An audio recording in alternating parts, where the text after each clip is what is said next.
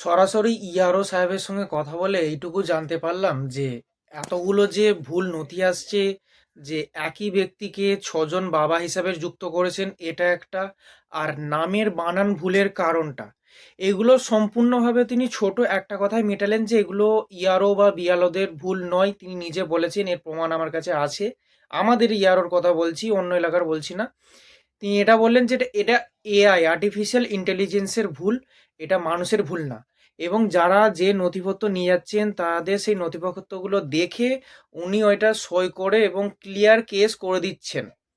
কিন্তু এখানে একটা প্রশ্ন রয়ে যাচ্ছে, আজ আমাদের যতগুলো হিয়ারিং হয়েছে বেশিরভাগই মুসলিম ছিল। তাহলে এখানে প্রশ্ন একটাই, যেটার জবাব আমি এখনো পাইনি, জিজ্ঞাসা করেও পাইনি এবং আপনাদেরকেও জিজ্ঞাসা করছি, আপনারা জানলে বলবেন, যে শুধু এই স্পেলিং মিস্টেক আর ছজন বাবা যুক্ত করার যে ভুলটা এআই করছে, এটা কি শুধু মুসলিমদের ক্ষেত্রেই?